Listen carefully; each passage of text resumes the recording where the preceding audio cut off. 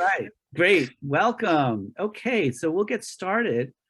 So this is the African language study. It's a round table, and my name is Omar Ali. I'm a professor of African American and African Diaspora Studies, with also a faculty appointment in the history department. I'm a historian. I teach the global African diaspora history. I do comparative work across the Indian Ocean world, across the Atlantic world, and I've been recently really bringing out the work of Afro-South Asians. It's just a pleasure to be here. I serve as the Dean of Lloyd International Honors College here at UNC Greensboro. And I'm joined by some wonderful colleagues. I will say we are all colleagues on this roundtable. We come to it with different levels of experience and expertise, but we are sharing the space together, and we're going to have a wonderful conversation together. And with you out there, those of you, there's about 17 or so, you can send in your comments and observations. We'd love to respond appropriately. But the way that we're going to do it is I'm going to just offer some comments and then ask each of our panelists, who I'm going to introduce, a very general question to which they will then respond each, and then we'll have a conversation and build off of what they have to offer and what you in the audience have to offer as well. So this is CASE 2022. I want to thank Dr. Noelle Morissette and Sarah Richardson for all the coordination to make this happen. There's a lot of work that goes behind the scenes. My fellow faculty members in AADS and across the campus, and as well AADS students, in fact, all of our students, but we have some really spectacular students in AADS, which is African American and African Diaspora Studies. Let me introduce first Mulu Kidanu. Mulu Kidanu is an undergraduate student studying African American and African Diaspora Studies.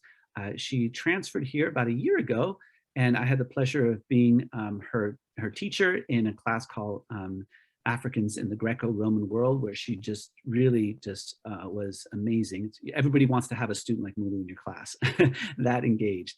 And she is from Tigray originally, and she's going to be speaking about the language from her home, which is in East Africa.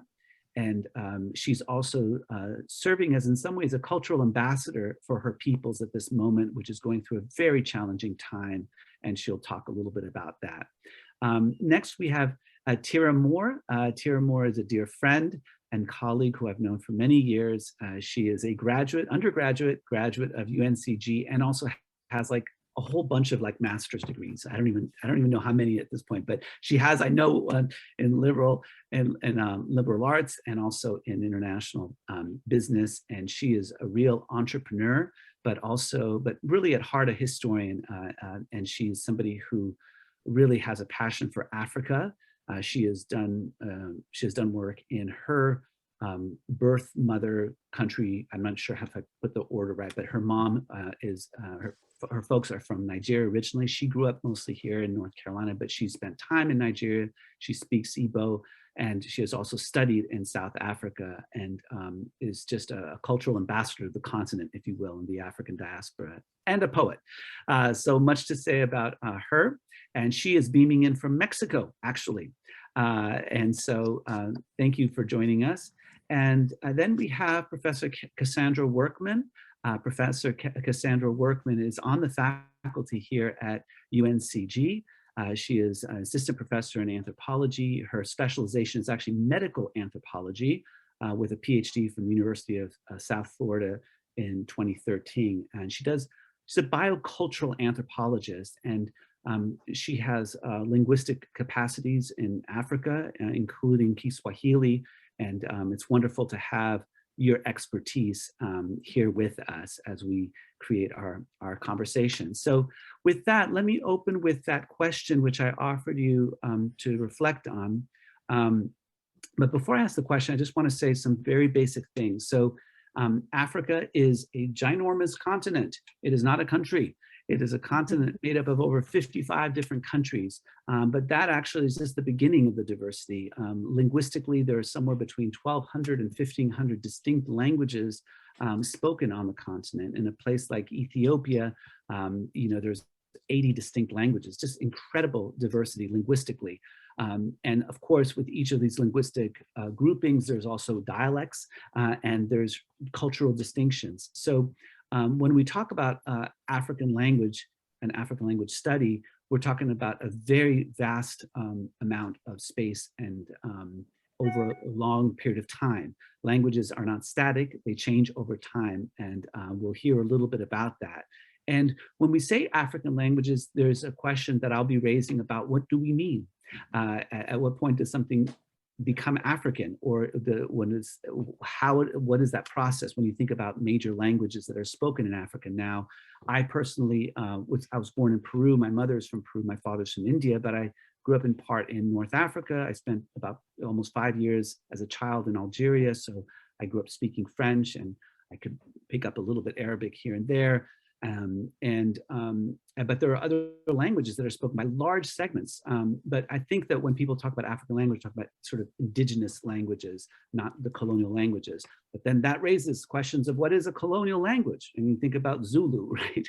You think about the Igbo themselves. I mean, these are peoples that expanded beyond their original homes. So so there's much to be discussed here. But I think the one point I want to say is that language is evolving, it's diverse across the continent, and we are very fortunate to have 3 people who can offer their perspectives, personal perspectives, and also their work as scholars and scholars in the making. So let me ask this general question. There is tremendous linguistic diversity across Africa. And as we know, language is dynamic, not static. Could each of you tell us about the language that you speak or are familiar with in Africa, providing a little historical context and your own journeys in studying your respective languages? So I'll ask Mulu, if you don't mind, to kick us off, and I offer you the mic, or I give it to you. Voila. Thank you so much for having me. And today I'll be talking to you guys about the Tigrinya language, which is a part of my identity. It is mainly spoken in Eastern Africa, specifically Eritrea, and then the northern part of Ethiopia called Tigray. And about 7 million people speak that language. And it derives from an ancient language called CACE, which dates back to like the 3rd to 4th century. And it is in the Semitic Afro-Asiatic language branch. And like I'll be giving you guys a few Tigrinya phrases. So like the first one is how to say hello, which is salam. It can also mean peace. And the second one is how to say I love you. Like for a girl is yifa to a ki. I love you for a guy is yifa to a ka. And the third one is how to say the number one, which is hada. And lastly, how to say bye is ciao. In addition to ciao. Yeah. One cannot talk about the Tigrinya language without mentioning the plight of the Tagara people in Tigray, which is located in Ethiopia. The Tagara people are going through a genocide by the Ethiopian government and their allies. I personally have not spoken to my family in 9 months because of the communications blackout. I don't know if they're alive. I don't know if they're not alive. And it is very important that we pay attention to it, because when there is a genocide, like we are at risk of like losing ancient languages as well as like the people's culture. On the other hand, I'm also here to advocate for the inclusion of an African language here at UNCG. I'm not sure how many of you know, but UNCG offers about 9 languages and none of them is an African language. So I believe like UNCG offers American Sign Language, Japanese, Korean, French, Russian. And like to address the problem, I did create a petition last year. And so far about 44 people have signed it. And those people include some students as well as teachers. So if any of you are interested in making an African language a reality at UNCG, please email me. My email is m_kidanu@uncg.edu. an African language would not only be beneficial to African people or Black people, but it would be a beneficial to all students here at UNCG. And lastly, as my people love to say, which means thank you so much for having me.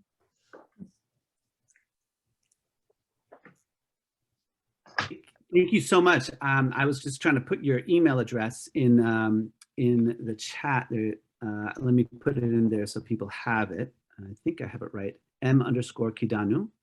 There we go. Yeah. So yeah, so this is important. If we want to build a little bit of support to try to have an African language as articulated as Mulu described here. There's a little chat there, so if you want to respond to that, Mulu, what it was the language that you spoke again, I wanted to take note of that. Thanks for sharing, Jaren asks. So if you can put a response. But so you were saying that Tigrinya is derived from Ge'ez, which is an Afro-Asiatic language, and you offered your salam, hellos to us. Thank you so much for that. And we'll next have Professor Cassandra actually speak, if that's okay, if you would kindly offer us your perspective. Sure. Well, in Swahili, you would say karibuni wote, which is welcome everybody. I find the word karibu in Swahili is just such a wonderful word. It means welcome, but it's used in many different contexts, including actually physically welcoming people, but it also has a sense of welcome to things and welcome to the space. And it's just a really a kind sharing word. And so I have actually quite a bit of background. So my dissertation research was actually in a country called Lesotho, which is entirely surrounded by South Africa. And in Lesotho, they speak Sesotho, which is also spoken in parts of South Africa. But in terms of programs throughout the United States where you can learn Sesotho, there's not many. So I went to, I applied to some language programs. There wasn't really any available. So I went to Lesotho and did not speak the language and did my dissertation research relying on translators. And immediately following, I went to Tanzania, and I was writing my dissertation from Tanzania and was hoping to work there. And I really wanted to commit to the language. And we lived in a town called Morogoro, which is not the big city, Dar es Salaam, which is what everyone's familiar with.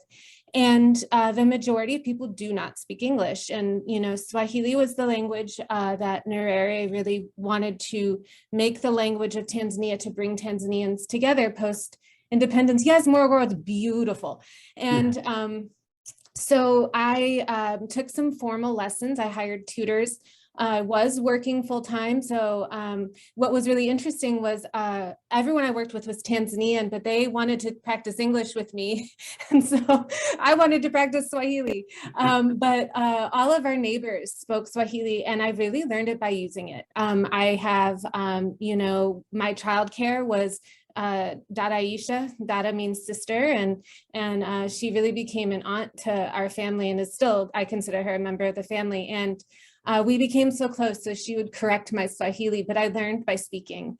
And we lived in Tanzania for 7 years. And by the time we left, I was conversant. I could conduct interviews, although I do have a colleague I work closely with. His name is Kenneth Mapunda, and he's faculty at Sokoine University. And we conducted interviews for some of the more technical words.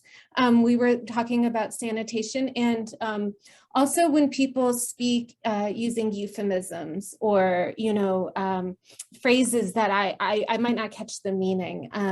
So I had every intention when we came back to the US of immediately going back to Tanzania, and the pandemic hit. So I haven't been back since we left, and I am going hopefully in May. And last summer, I took an intensive language class. They offer Kiswahili at Chapel Hill. And so over the summer, because it was virtual, it gave me the opportunity to participate, because it's a drive, it's an hour drive, you know, and 5 days a week, because it was an intensive language class would have been time commitment, but it was wonderful. The instructor was Kenyan, and just hearing Swahili again, you know, every day was fantastic. And I'm just so grateful for it. And I have a quick anecdote just to talk about the importance of language. I was traveling, I was working in South Sudan, and I do not at all speak Juba Arabic. I've never studied Arabic. And interestingly enough, Swahili is so widespread in, you know, in that part of the world, right, into to East and Central Africa, that I was in a taxi and the taxi driver and I spoke Swahili. So that was how, in this third country, that I was able to get to my hotel was using Swahili. So, you know, I just want to stress that people tend to think, I see the question about Arabic. That's a very good question. That people, I think, tend to think that African languages are very localized, and some dialects can be. In Morogoro, they speak Luguru.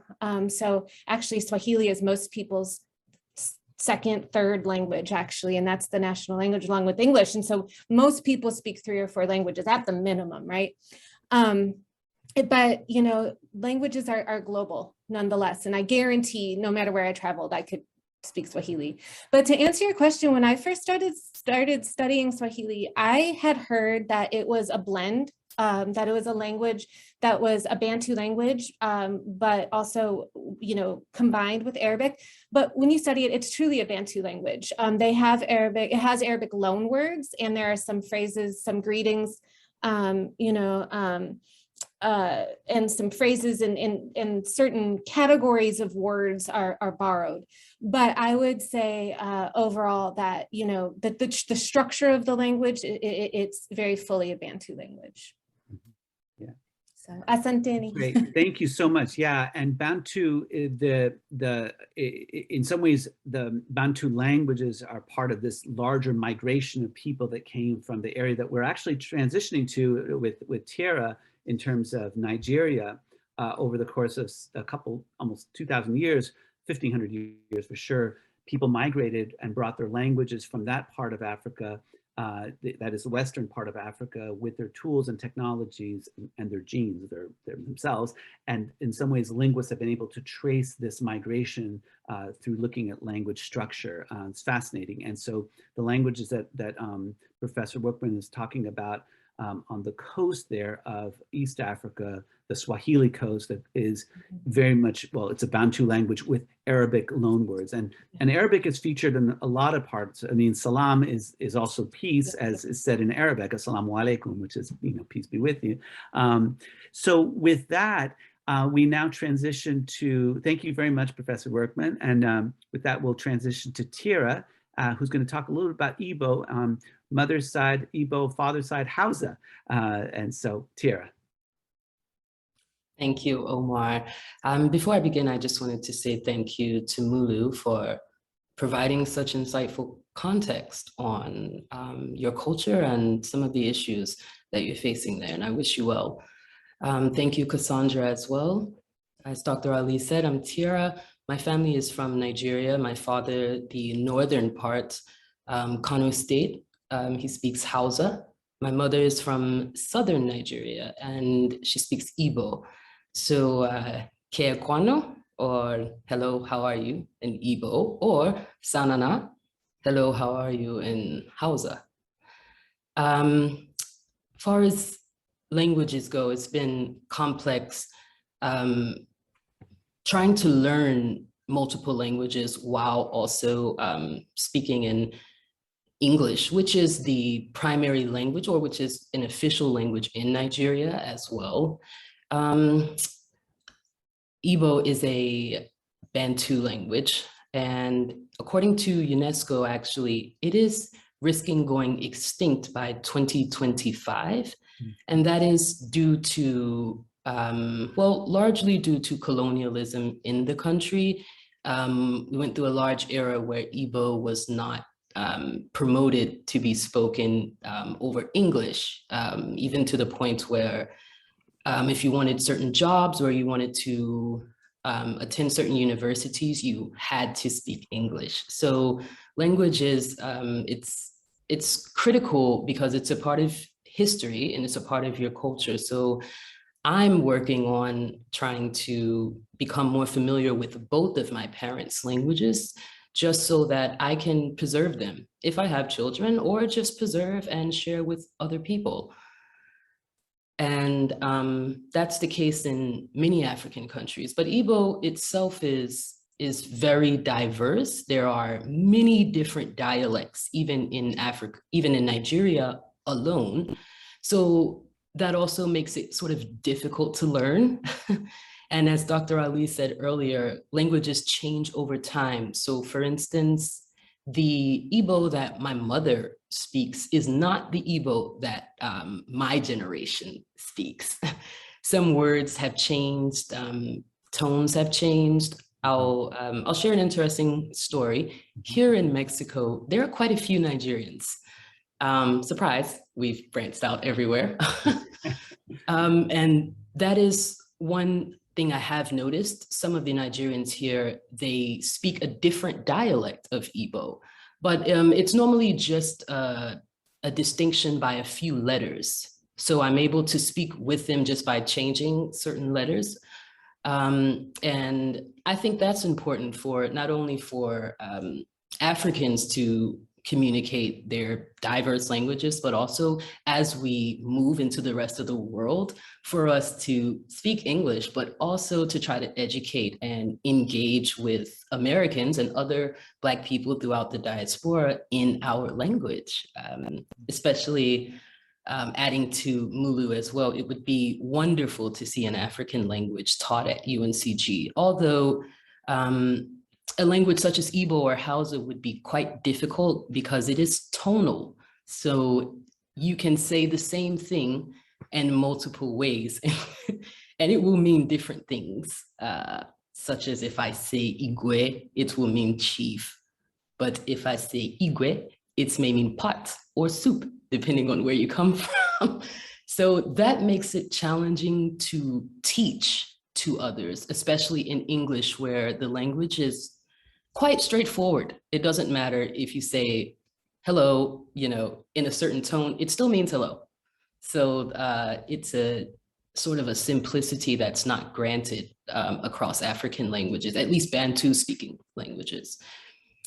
And let me see, as far as Hausa, it's a language that is spoken in northern Nigeria, as I said, which is predominantly Muslim. So we also greet with salam as well, or sanana, as I said.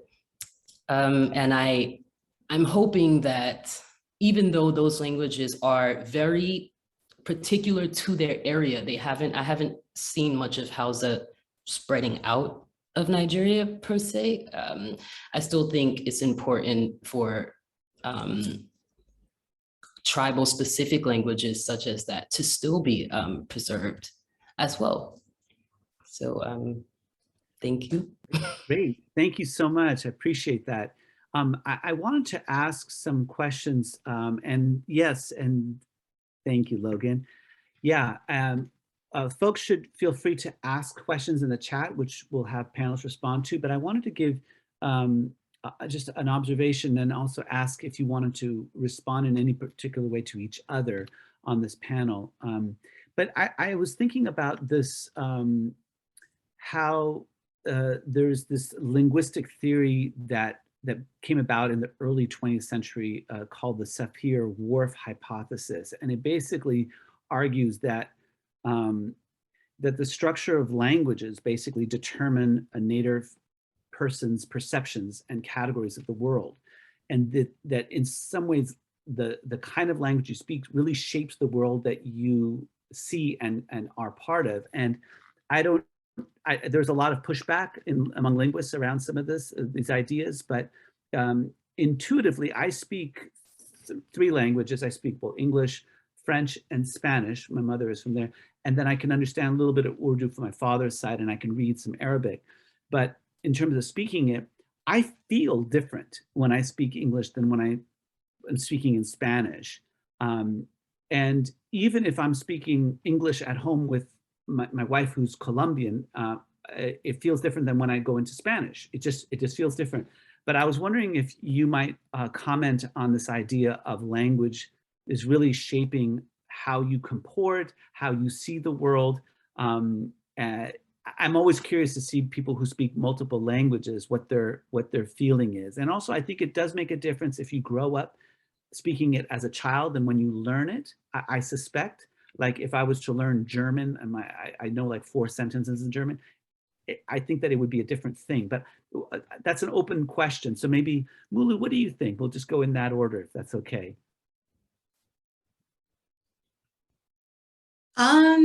For me, like I don't really know like Tigrinya fluently. So like I know like a few phrases, and like every time I speak it, like around like some of like my Tagalog friends like who speak it fluently, like I feel very, very happy. Like I feel very fulfilled. And like I try to like continue to to learn it, because again, like I was adopted at an early age, so like I wasn't able to like retain my language. But when I actually do like hear even like other people speaking it, I just feel so much joy. Yeah. So there's a feeling of connection when you hear the language. That's yeah. Absolutely, yeah. Yeah. What about you, Professor Workman? What's your experience? That's a really good question. I am monolingual as a native speaker, but my son, his first language is actually Swahili. And, you know, it's a shame he's lost so much of it, because if you don't practice it, it goes very quickly. But it would have been interesting as a monolingual speaker to raise a bilingual child and just to see the pathways it would have formed. But it's a really interesting question you bring up, because that's kind of at the heart of anthropology, is this idea of what can we know when people say something. And I always use the example of anger, right? That in English, we have 500 different words to say you're angry. You're a little angry, you're a lot angry, you're enraged, you're miffed, you know, and versus, you know, other languages where there's one word, but it means all of those still, and like the importance of context. And so, yeah, you know, I also think with Swahili being a language that was derived in large part for the exchange of trade, right? That it's simplified and done so on purpose, but that doesn't, you know, that doesn't mean that there's an unsophistication in thinking, right? And so that I think is just really important, because you have to learn to read between the lines too, right? So it's not just what's said, it's how it's said and in what context, you know, or gossip, right? Like people won't directly gossip, but there's a very roundabout way to get at a story about your neighbor, right? And so I guess that just speaks to the context too of language, the importance of language, you know, and the culture.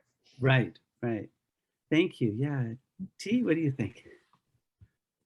I agree with both Mulu and Cassandra. There is a connection there. I feel closely connected to my culture and my heritage when I speak in my language. But I will also say it's so different. I've been more interested in how my brain functions when I'm speaking an African language versus English, because just their delivery is so different. What I mean by that is in English, it's sort of straightforward what you mean, and that's not considered an insult. Whereas in Igbo or Hausa, it is you speak in parables. Everything is a parable. It's kind of rude to say things straight out. And I think that's contributed a lot to how I see the world and how I express myself as a poet. And I guess I would also say,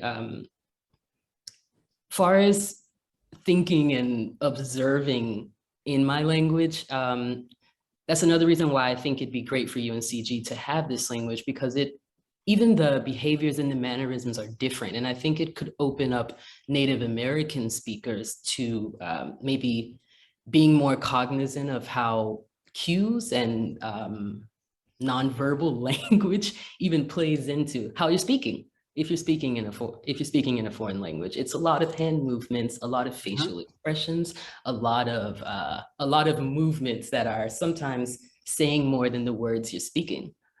But it might be the same for Mulu, or it might be the same. Cassandra might have experienced this. It's also when I travel back to Nigeria, or even in South Africa, where there are a lot of Nigerians. It's something about the moment you speak in your language, even though they can somehow look at you and tell that you have not grown up in the country. Soon as you speak it, it's such a warm welcome. It's such a embrace, and that feels really good. And it's a wonderful, warm feeling.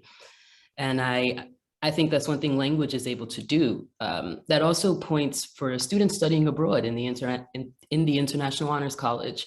I used to hear a lot of them say, if I go to France or if I go somewhere and I just try to speak 1 or 2 sentences in their language, the way that people address them is different. So I think it's one way, language is one way to break down barriers amongst people who maybe aren't sure what they share or maybe perceive themselves as so different because of language. And we're really not that different if we can communicate with one another. Thank you for that. There's a question actually for you, Tiera. It's by Logan. If you're comfortable with it, could you provide an example of saying something in English versus the same thing in another language with the context you mentioned? If you want to think about it or if you want to respond, you could also go on to some other things and then come back to it if you'd like.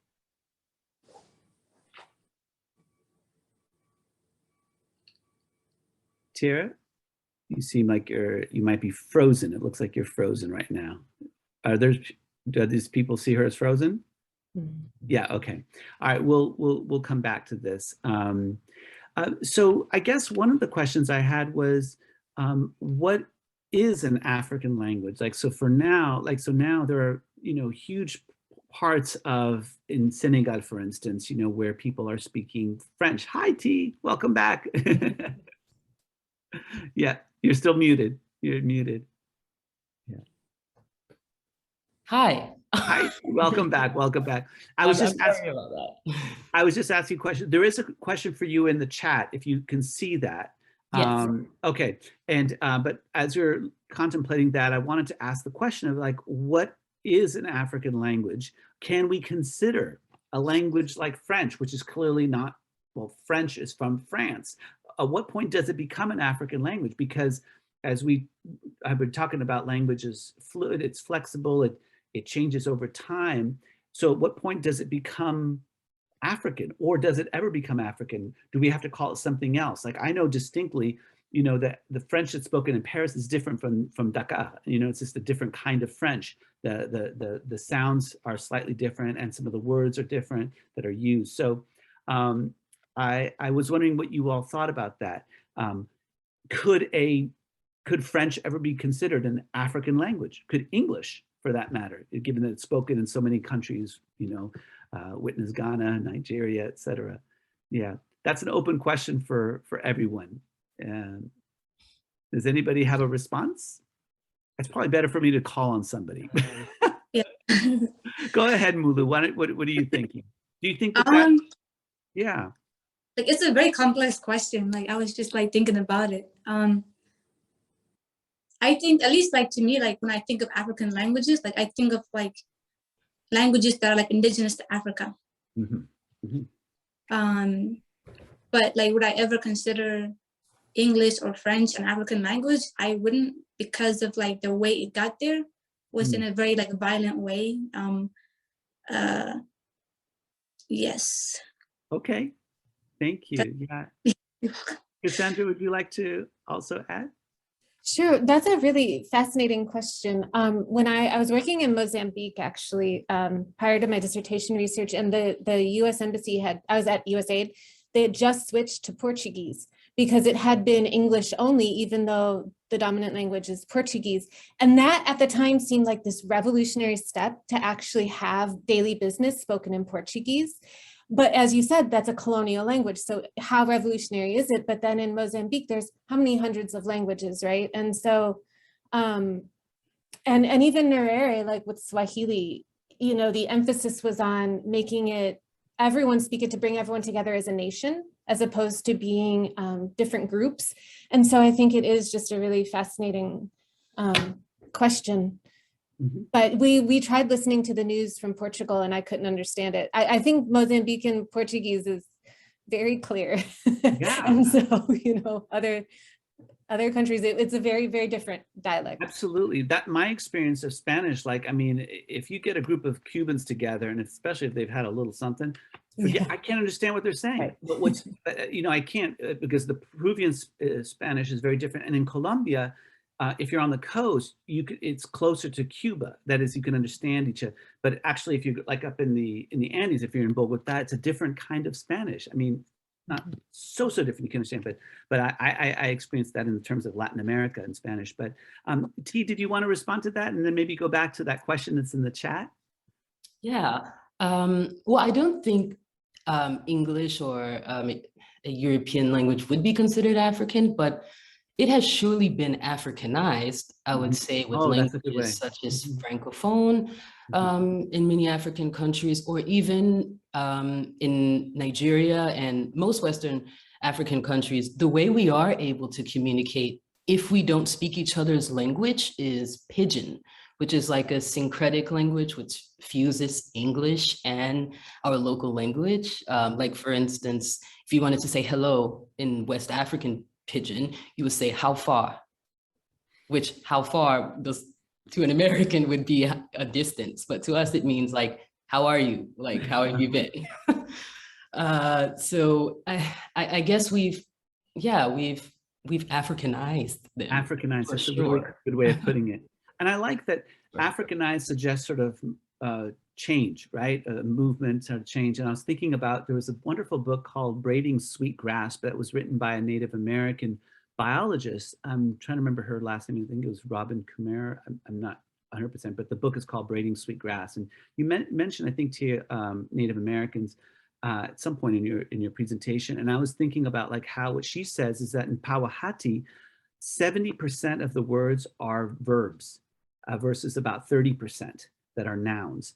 And in English, it's just the opposite. About 70% of the words are nouns and only about 30% are verbs. And she says that that really shapes how people relate to things in the world. So you talk about things with a term that's called animism, which is a sort of a complex term, but basically the idea that all things around trees, lakes are animated, that they have a spirit.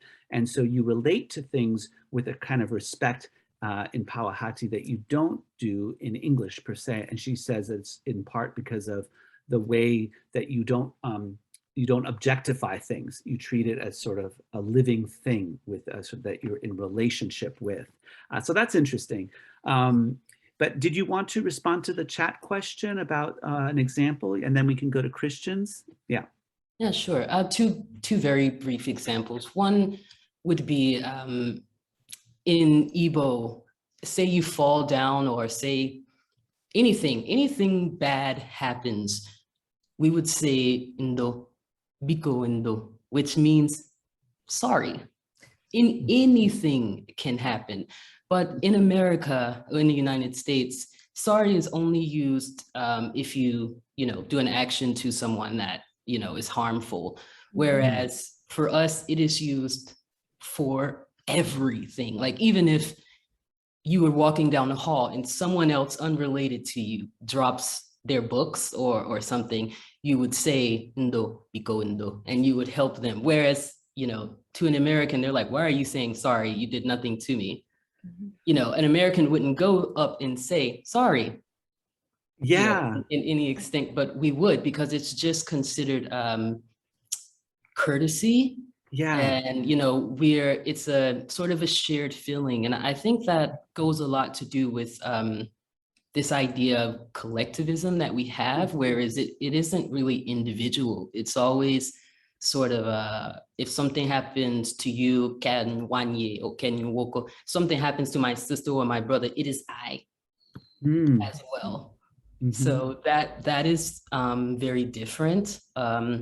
Also, that's a great, I love that example. That is really, because it's really a move away from the opposite of collective is more the individual. Oh, this has happened to me. It's a third person that has happened to, and you're acknowledging that something, quote, bad has happened. So you're acknowledging that, and sort of that's a beautiful example. You said you had another one. I'm sorry, I interrupted.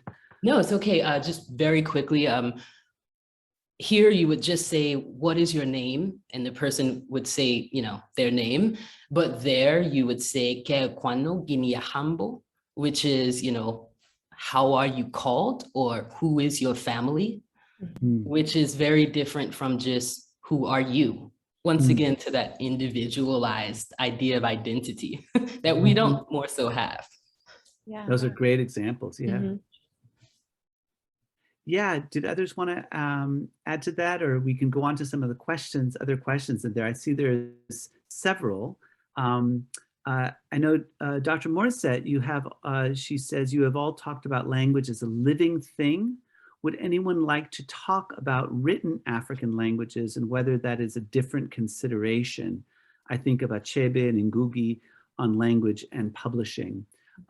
I will say one thing, because maybe it's related to another questions in the chat, that many African languages didn't have a written form. And so when Islam came in and Arabic was brought in, Arabic script was used to write out other languages, and it's generally called Ajani. And so there was many languages that were then documented in written form using Arabic script. So would somebody like to respond to this question about written languages as opposed to spoken languages? I'll look to you, Professor, if that's all right. Again, if you don't, maybe just, I don't know what your experience is, Professor Workman, about the distinction of languages when they're written down. You know, that's a really fascinating question. And I have two stories that relate from my life. So one is that I've conducted research in places where there's many languages in a very small geographic area. So the gold standard we were taught in grad school was that you take a document, an interview questionnaire, you create it in English, you translate it into the other language, and the enumerator will read it. So if this is like a household survey, for example. Yeah. Well, in so many places, people will speak 5 different languages, and it's actually too cumbersome to write it into 5, because often they've learned it as a spoken language and not a written language. Yeah. So actually the enumerators will read the written questionnaire in English, and on the fly will translate it into whatever language is appropriate. And often it's because too, that people will speak a blend of languages too. So that the enumerator, and so to me, that's just like linguistic sophistication. And it's the opposite of what we're taught in school, that there's this like gold standard that really doesn't reflect the reality on the ground in terms of how people have learned languages. And in our community in Morogoro, and you know, people have strong opinions either way about the presence of missionaries. And so that's, I'm not sharing it to talk about that, but they are, in order to translate the Bible into English, are doing lexicons and dictionaries of the local languages first as a first step. So there's right now many languages that have never been written down are being written down, and people do take issue with the fact that it's done for a missionizing purpose. But you know, I think there's many hundreds of dictionaries being created, you know, right now. Great, thank you. There's a couple more questions in the chat. I also wanted to just mention that a lot of languages that were orally communicated were starting to be documented in the 1960s. University of Wisconsin-Madison did a lot of work to try to, in some ways, give oral traditions the integrity that they deserve, because as a historian, there was always this bias in terms of the written word, and that's more important, you know, building off of what Professor Workman is saying here. So oral languages and traditions have been brought and have been helpful in recreating, in some ways, history from the past. There's a question from Christian Keith. Should Arabic be considered African? How many years do you think a non-native language needs to be part of the culture before a language is considered a part of the place, or can it ever be considered as part of the place it has moved to? Tiera talked about Africanization, but I'm curious what your thoughts are on Arabic. Again, that's we've been talking about some of the Arabic loanwords. T, do you want to respond to that, or Sure. Mulu? Yeah. Sure. Mulu, before I go, did you want to contribute something to that? like not right now. Like I'll probably do after you. You Okay. can go ahead. Okay. Arabic. Yeah, yes. How many years do you think? I'm not sure if a time can be put on it, but I'll speak. I've only been to my dad's home, which is in Kano State, Nigeria, which is the northern part, where Arabic is spoken fluently alongside Hausa. Most of the time they are interfused, where a person is speaking part Hausa and Arabic, and that's simply because some words in African languages do not translate into other languages, such as English or Arabic. We don't have words for them at all. They're kind of included in our language.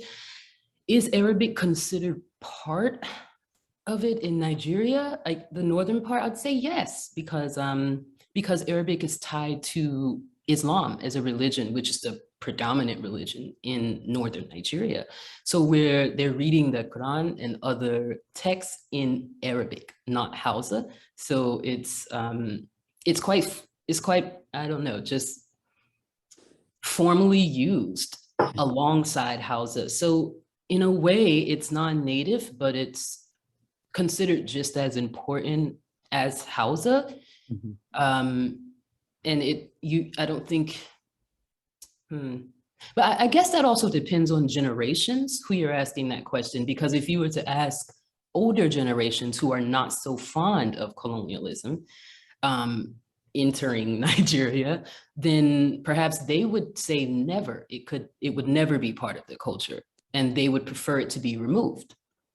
So I guess it depends on who you're asking and their experience with that colonial power. Yeah, that's really helpful what you're saying. And it goes back to what Cassandra was talking about, context. I think it's the context is who you're asking when and what generation. Absolutely. Yeah. Mulu, did you want to build on what Tiera was offering?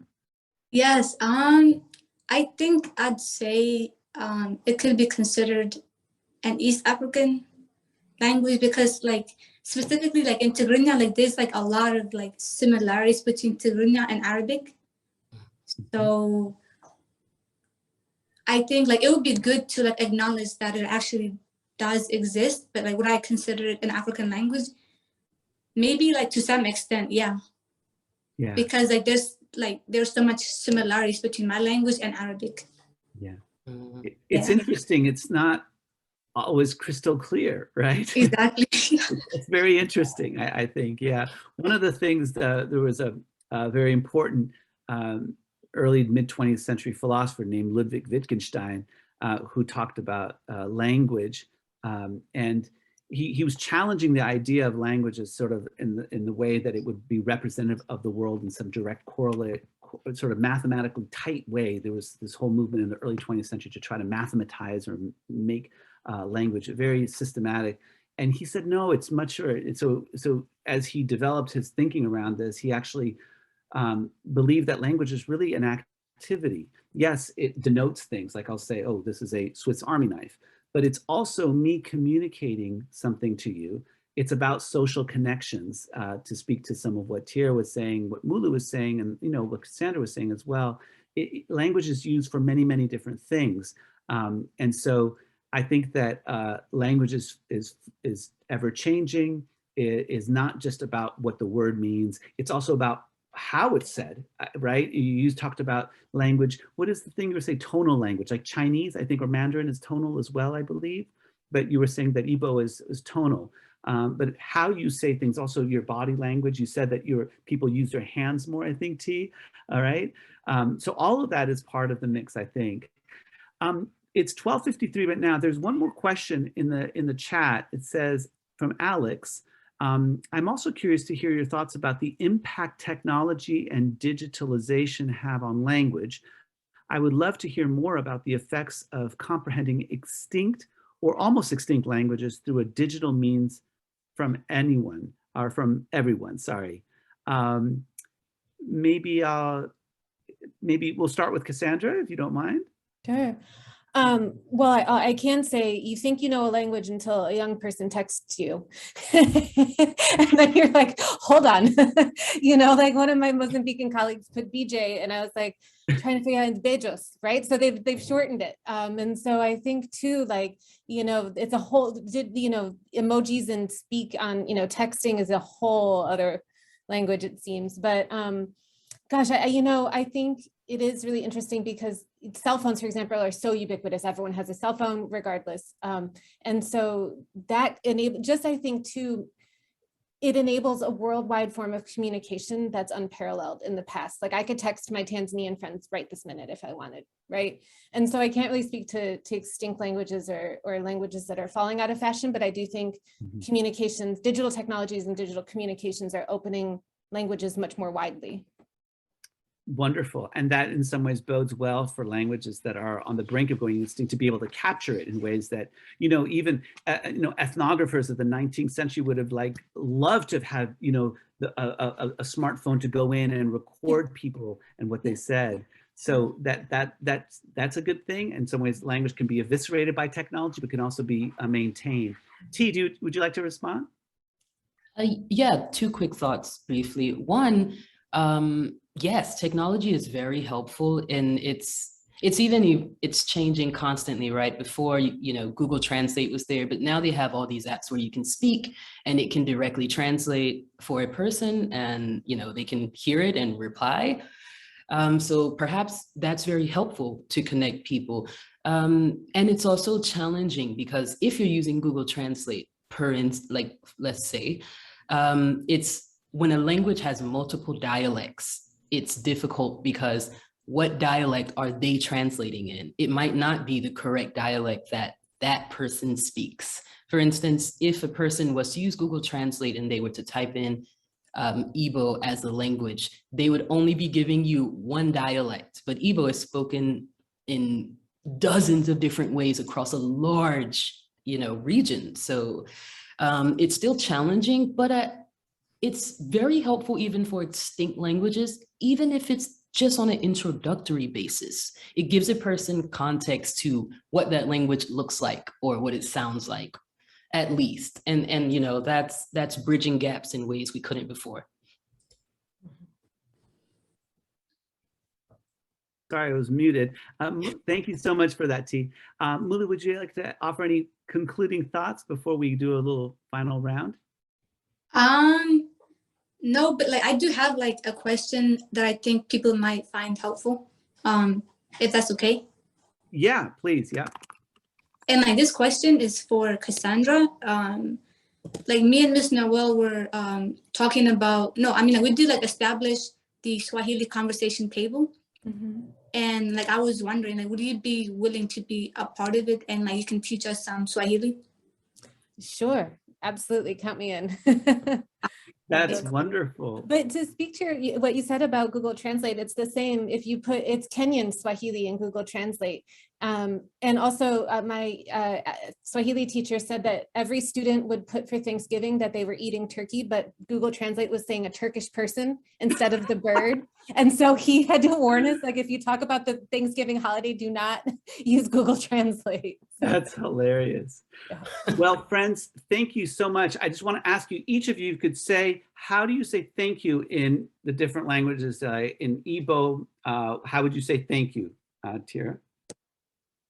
You'd say dalu. Dalu. If you want to say thank you very much, you would say dalu rini.